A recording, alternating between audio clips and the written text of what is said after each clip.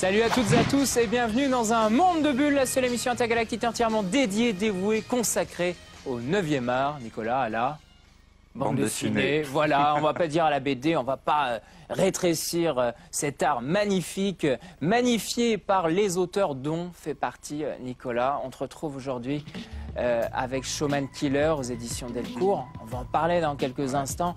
Nicolas, tu es un artiste qui utilise plein de palettes différentes autour du graphisme, la peinture, la bande dessinée. Tu aimes bien toucher à tout en permanence? Oui, puis j'aime bien aussi tourner en permanence. C'est-à-dire qu'il y a des périodes de ma vie où je vais plutôt travailler en illustration, d'autres fois où je vais plus travailler en production, d'autres fois plus en bande dessinée. C'est ce jeu-là qui est très agréable. Et c'est un jeu qui s'auto-nourrit? Oui, bah oui, chaque forme nourrit l'autre? C'est-à-dire qu'à chaque fois, tu découvres de nouvelles choses que tu vas pouvoir appliquer sur un autre domaine.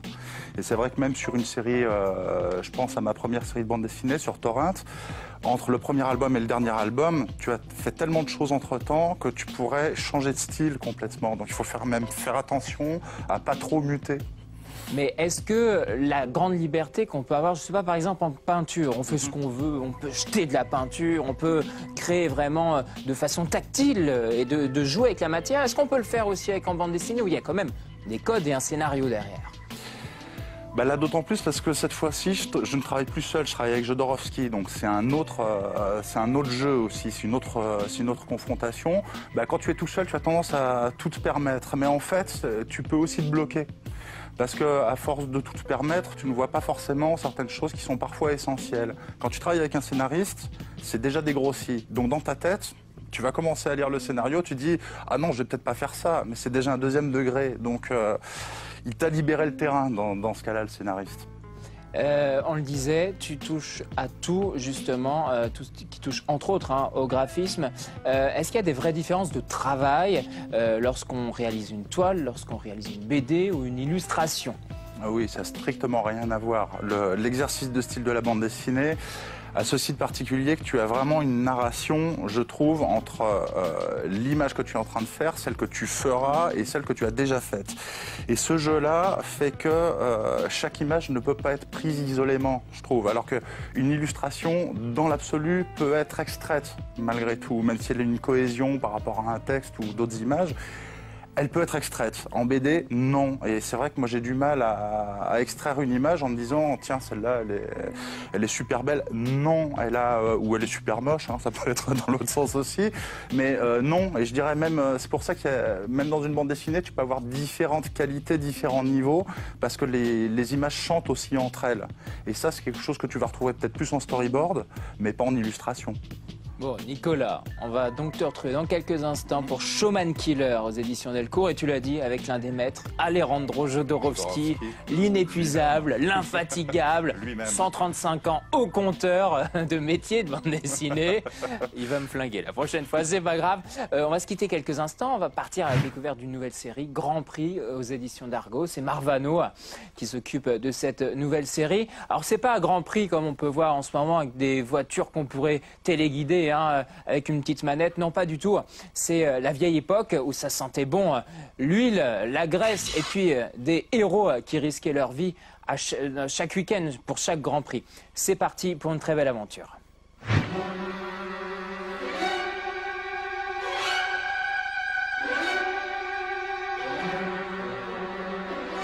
Ces voitures exposées à la galerie d'Itteren de Bruxelles racontent à leur manière l'Europe du XXe siècle. Pour revisiter l'Allemagne des années 30 et la montée inexorable du nazisme, Marvano embarque ses lecteurs à bord de ces bolides qui font encore rêver les amateurs de voitures. Je suis vraiment un fan d'anciennes voitures, parce que je trouve qu'elles étaient belles en comparaison des monstres qu'on voit aujourd'hui. Mais surtout, c'était des voitures qui avaient une personnalité. Maintenant, toutes les voitures sont à peu près les mêmes. On ne voit pas de différence entre une Citroën ou une Renault, peu importe. Mais à cette époque-là, c'était des voitures qui avaient une gueule, une personnalité, une gueule. Ces voitures de course roulaient à plus de 300 km/h sans aucune sécurité. Les pilotes, des têtes brûlées qui tutoyaient la mort à chaque tour de piste, ils étaient alors de véritables héros. c'était des gens qui acceptaient le fait qu'il faut prendre des risques dans la vie. Nous vivons maintenant dans un temps où les gens n'osent plus n'osent plus prendre des risques parce que tout ça. Mais là, c'était normal. Ce qui est logique. Dans les années 30, la Grande Guerre avait juste terminé, puis il y avait la fameuse épidémie de grippe qui avait tué 4 fois plus de gens que la Grande Guerre. Et les gens étaient habitués à la mort violente, quoi. Et donc, ils profitaient beaucoup plus de la vie. Dans cette période troublée de l'entre-deux-guerres, les pilotes vont être instrumentalisés par le pouvoir. Adolf Hitler mise sur leur prouesse, leur courage pour exacerber le nationalisme allemand. L'industrie automobile va permettre à l'Allemagne de se reconstruire. C'était tout au début, en 1933-1934, c'était la façon de laquelle Hitler contournait les limitations du traité de Versailles. Le traité de Versailles interdisait à l'Allemagne de faire des recherches côté moteur puissant, aérodynamique, etc. pour l'aviation. Mais le traité de Versailles ne disait rien sur la course automobile. Donc il a vraiment utilisé la course automobile pour contourner le traité de Versailles. Mais il y avait aussi, évidemment, le côté propaganda, quoi. Parce que ces voitures-là étaient tellement meilleures que tout ce qui existait à ce moment-là. C'était vraiment un exemple de la connaissance technique de l'Allemagne, quoi. L'automobile pour expliquer l'Allemagne d'avant-guerre, une idée originale. Cette trilogie de Marvano offre un regard inédit sur une période méconnue et pourtant décisive. Grand Prix s'adresse autant aux amoureux de voitures qu'aux passionnés d'histoire. Retour en plateau ici dans votre émission Un monde de bulles. Nicolas nous a un peu parlé de tout ce qu'il faisait au quotidien sur le graphisme. Évidemment, on en revient à la bande dessinée. La sortie, c'est Showman Killer. Déjà, la rencontre avec Alejandro Jodorowsky, comment ça s'est fait ? Ça s'est fait, on se connaissait déjà, on s'était déjà vu 2-3 fois lorsque je travaillais avec François Bouc sur Bouncer. Quand je travaillais aux Humanoïdes Associés sur Torrent en simultané. Donc on s'était déjà rencontrés 2-3 fois et puis quand Delcourt m'a proposé le scénario, moi je connaissais, comme on se connaissait déjà, ça a aussi accéléré les choses. Et puis voilà, moi je le suivais aussi depuis plusieurs années, c'est quelqu'un qui m'a toujours attiré, intéressé, que j'ai toujours lu, enfin voilà, c'est un univers à lui tout seul. J'avais pas trop voulu l'approcher à l'époque Humano, et puis depuis que j'ai fini Torrent, c'est vrai que je me sentais plus libre d'aborder ça avec quelqu'un comme Jodorowsky. Mais c'est quelqu'un que je suivais depuis pas mal d'années. Moi j'allais voir ses conférences à Jussieu il y a une douzaine d'années déjà. Et conférence sur le tarot ou sur la bande dessinée? Non, c'était pas sur le tarot. Non. C'était des vrais spectacles. C'était des vrais spectacles. Il faisait tirer les tarots à Jussieu juste avant et après il entrait en amphithéâtre. Et là, tu avais droit à un spectacle pendant 2 heures où les gens venaient parler d'eux-mêmes et ils faisaient une analyse en live de ces personnes. C'était quelque chose. Hein. Et encore, il l'a pas fait en pantomime, hein, parce qu'il était avec le mime Marceau. Bon, Nicolas, alors, Showman Killer. Le pitch de cette nouvelle aventure. Alors, le Showman Killer, c'est une sorte d'horreur intersidérale. C'est une création de toute pièce qui a été faite par un savant fou. C'est une sorte de créature indestructible, absolument abominable et qui n'a qu'une seule motivation, l'argent. Donc ce qu'il y a d'assez intéressant, c'est qu'au lieu de jouer sur des grands principes de réflexion Non, c'est quelqu'un de très basique qui a une seule application, c'est gagner de l'argent. Il a été créé pour ça. Sauf que comme tout monstre de Frankenstein, il se retourne contre son créateur et il décide de suivre sa propre voie, qui est a priori de gagner plein d'argent. Et il est sans scrupules. Dans toute l'histoire déplie les aventures de ce personnage qui, sans foi ni loi, en fait, essaye de remplir un contrat avant un autre qui lui a déjà été confié. Ce qui lui fait mettre le doigt dans l'engrenage, dans un engrenage de situation qui fait qu'il n'a pas fait le bon travail au bon moment et que même s'il exécute tous ses contrats et qu'il les finit de toute façon, cet ensemble de choses fait qu'il met les doigts dans un complot qui touche à l'Empire lui-même. Comment on crée un tel personnage graphiquement? Est-ce que Jodo t'avait donné des petites indications en disant fais-le plutôt comme ça, je verrai plutôt comme ça, ou c'est de la pure création, tu prends une feuille blanche et vas-y, ça arrive à un moment? Il y a les deux. C'est-à-dire qu'il y a d'abord une description d'Alessandro qui lui est une définition très précise de son personnage.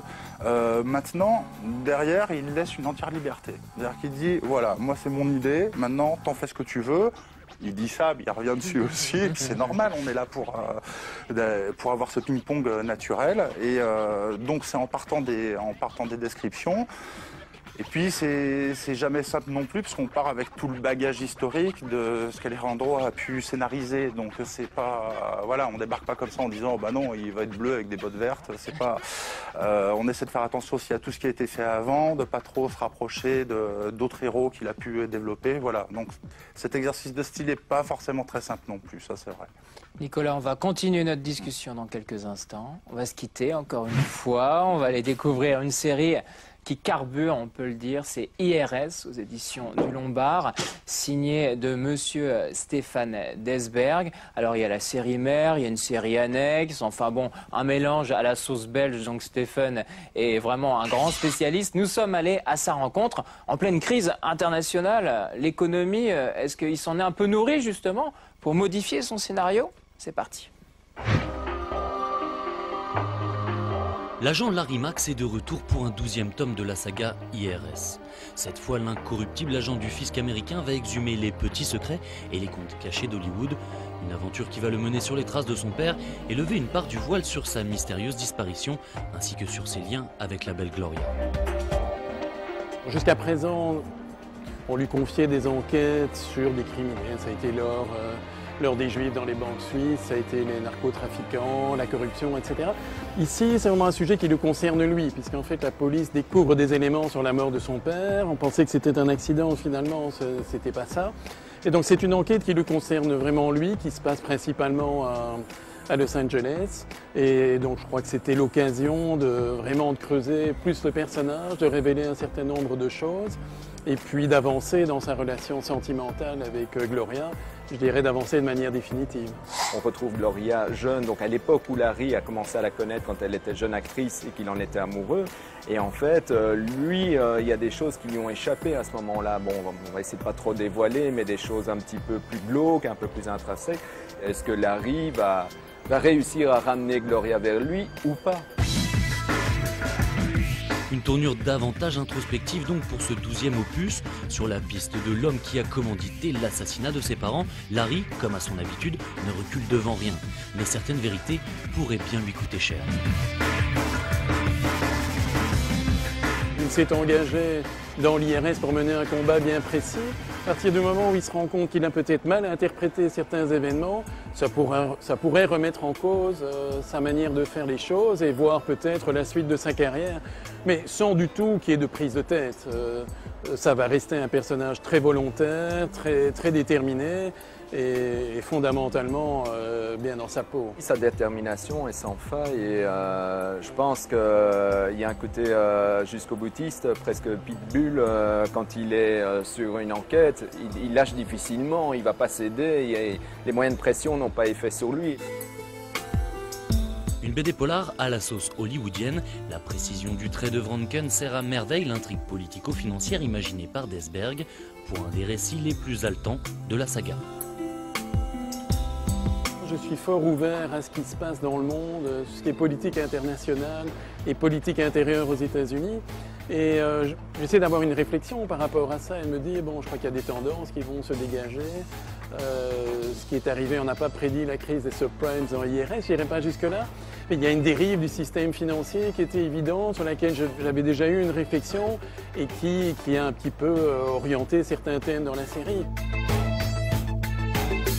Le 13e épisode est déjà sur les rails et devrait plonger l'agent Larry Max en plein Bangkok, sur la piste d'un trésor perdu pendant la guerre du Pacifique. Mais pour cela, il vous faudra attendre juin 2011.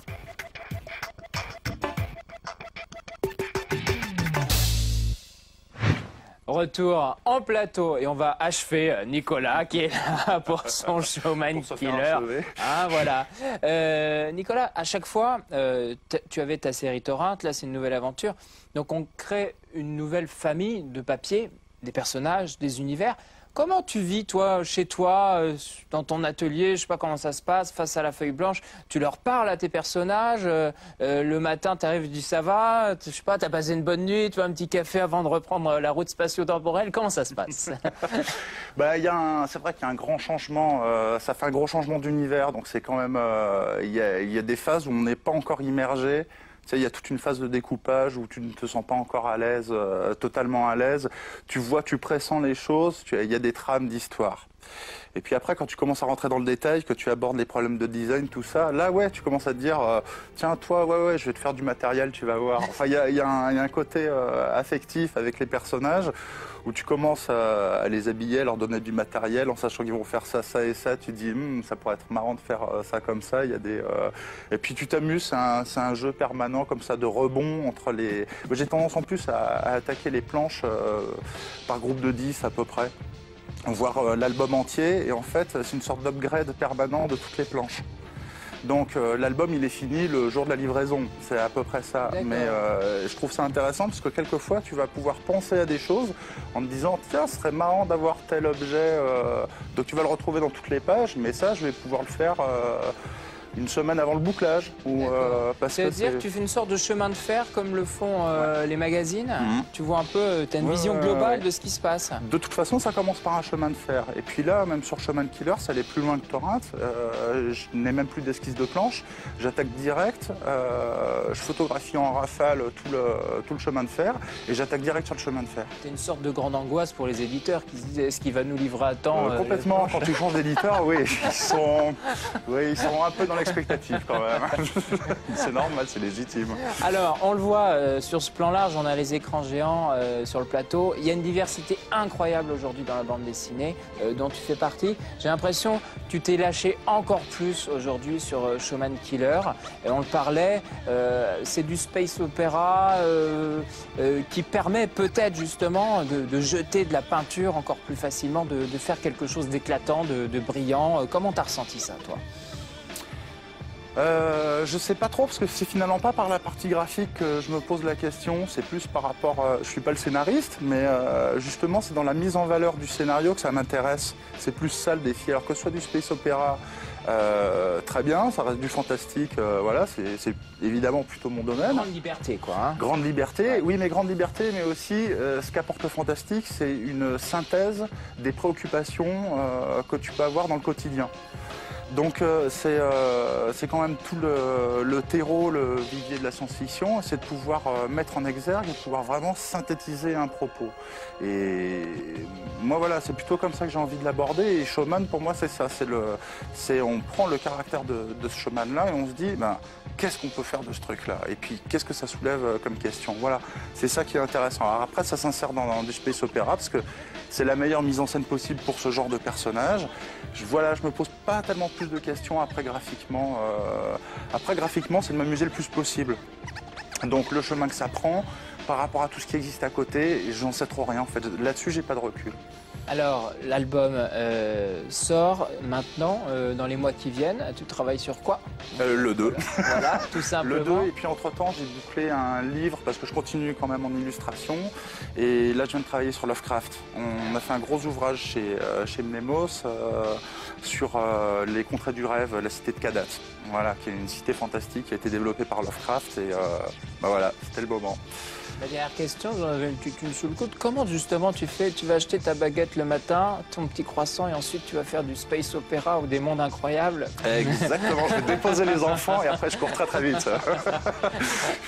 Comment ça marche? C'est facile? J'ai l'impression d'avoir le cerveau qui marche en permanence sur deux ondes différentes, mais c'est pas de la schizophrénie, c'est juste du plaisir. Donc à un moment tu dis à tes gosses, bon on prend le vaisseau spatial, On passe c'est sur la ça. planète machin et Mais ensuite on va à l'école. Eux, ils démarrent au quart de tour, il n'y a pas de problème. Eux, ils viennent commenter les monstres et tout. Ils disent, ah, celui-là, il me fait peur quand même. Mais c'est bon signe, généralement. Mais non, non, je trouve que ça fait partie. On devrait tous véhiculer plus d'onirisme, je trouve. Voilà, et je trouve que ça n'a finalement rien d'extraordinaire. Bon, de la poésie, du rêve. Merci à toi, Nicolas. On se retrouve avec Showman Killer et avec Monsieur Alejandro Jodorowsky, el maestro. À très bientôt. Dans quelques instants, branchez vos magnétos, vos disques durs, vos podcasts, vos VOD gratuités illimitées. Ça va être la chronique d'El Comico, Nicolas Béard. Un grand moment, je vous promets. En attendant, c'est une autre époque pour les moins de 75 ans, ceux qui ont connu À vous, Cognac Jet. Voilà, c'est une petite bande dessinée qui est sortie aux éditions Delcourt. C'est très marrant et c'est justement Nicolas Béard qui vous raconte cette histoire. A tout de suite. Je vous parle d'une télévision que les moins de 20 ans ne peuvent pas connaître. D'un temps où les émissions se regardaient en noir et blanc et sur une seule chaîne. D'un temps où une musique angoissante terrorisait une génération de téléspectateurs, tandis qu'une paire de collants en faisait mourir de rire d'autres.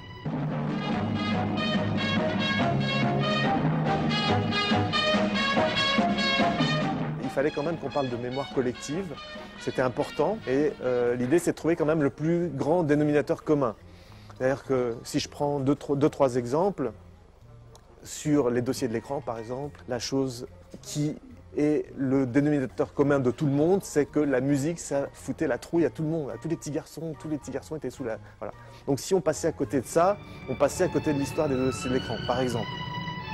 Mesdames, Mesdemoiselles, Messieurs, bonsoir. Pour Thierry Lafronde, par exemple, il y avait deux, trois points d'ancrage. Il y avait que sa copine s'appelait Isabelle, qui était quand même le prénom féminin de l'époque des années 60. Moi, j'étais à l'école dans les années 70.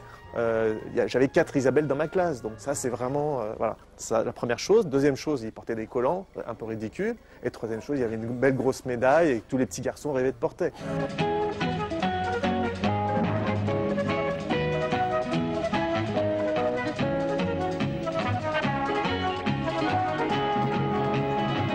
L'album revisite les grandes heures de la petite lucarne. Une vingtaine d'auteurs se succèdent pour faire revivre 5 colonnes à la une, le petit train de la mémoire en passant par les mystères de l'Ouest, ou plutôt de leur doublage.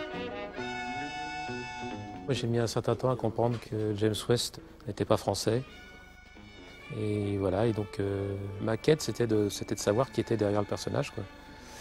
Et j'ai mis quand même 30 ans, quoi, à découvrir.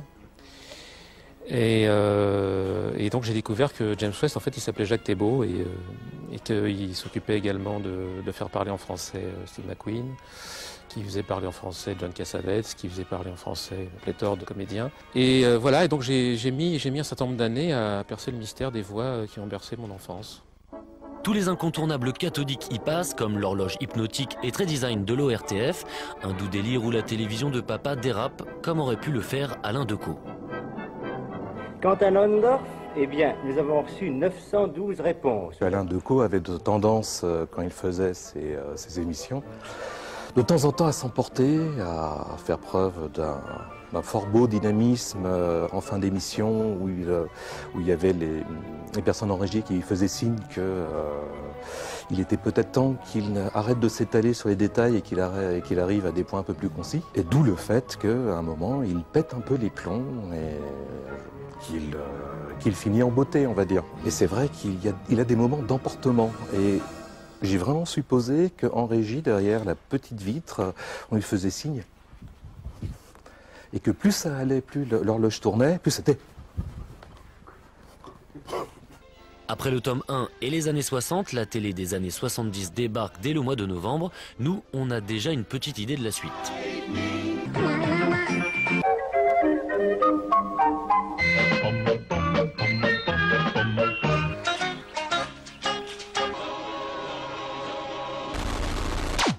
Il est déjà distrait, il est chaud bouillant, il est allé chez le coiffeur, c'est une sorte de tsunami du 9e art, c'est la chronique de Nico. C'est parti.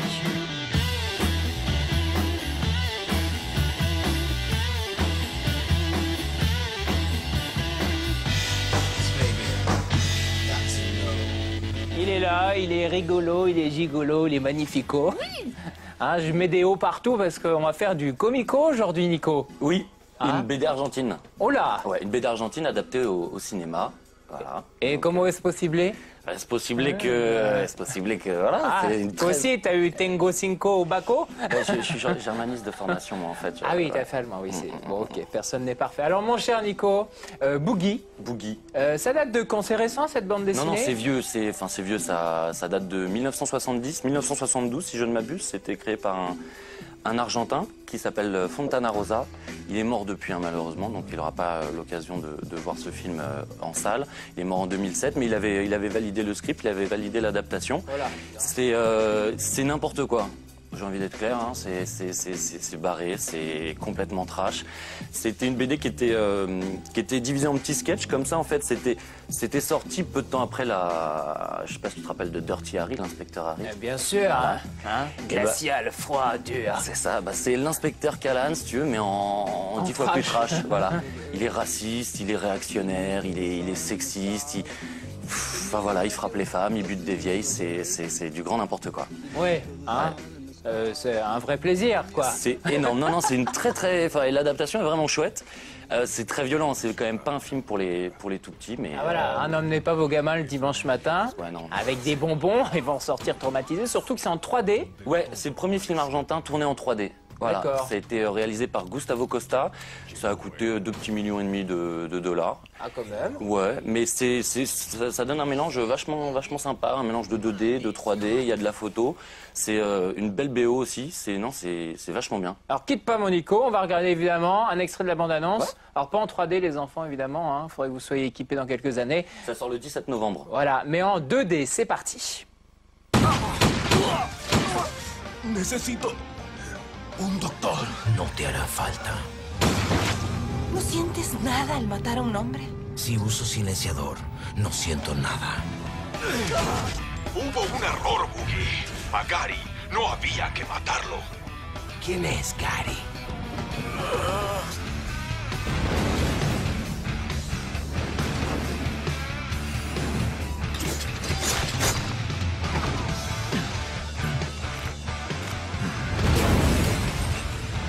Yo creo que la violencia es el personaje principal de nuestra época.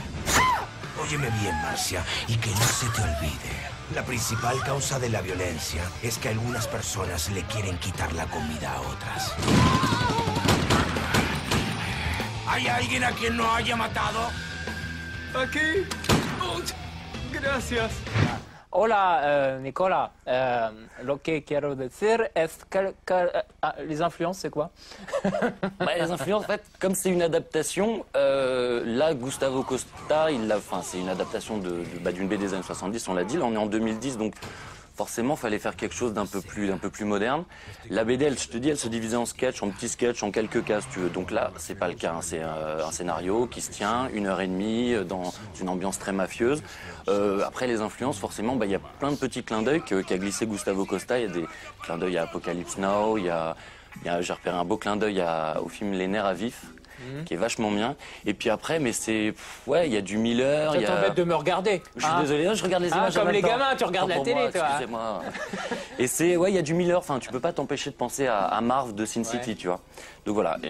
Enfin, c'est un ovni. C'est comme si, je sais pas, Villemain, tu vois, des salles blagues de l'écho dessinait du Tarantino. C'est vraiment ça, quoi. C'est complètement barré, c'est hardcore. Et là, nous faisons un appel à Villemain et à Tarantino, qu'on a vu au café ce matin. Mélangez-vous. Mélangez-vous, faites quelque chose. Faites un boogie à la française. Ça marche, la preuve. Bon, allez, blame it on the boogie. Merci, Monico. Mais de rien. La semaine prochaine, toutes les infos essentielles d'un monde de bulles, vous le savez. C'est à la fois le site unmondedebulle.com pour les coulisses, les infos sur l'émission, les cadeaux. publicsena.fr pour les VOD, les podcasts gratuits et illimités. Hein. C'est pas comme ailleurs, nous c'est tout le temps. La chronique coup de cœur dans le quotidien Métro, le jeudi matin. Et puis maintenant, on a une adresse mail. Voilà, si vous n'êtes pas content de Nico ou vous en avez marre de voir ma tête, je sais vous êtes nombreux, mdbulle@gmail.com. Vous pouvez râler ou nous dire que tous les deux, on assure quand même un petit peu. Ciao et à la semaine prochaine. The music of yours, it's the music of the earth. The music of the sun and the stars. The music of yours, it's the music of the earth. The music of the sun and the stars. The music of yourself.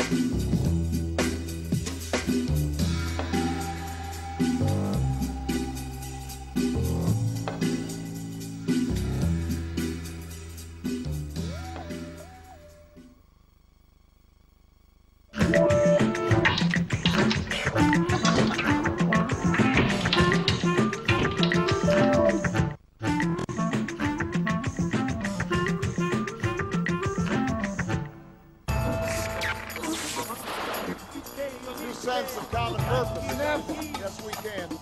And never again. Ayer estuvo el diablo aquí.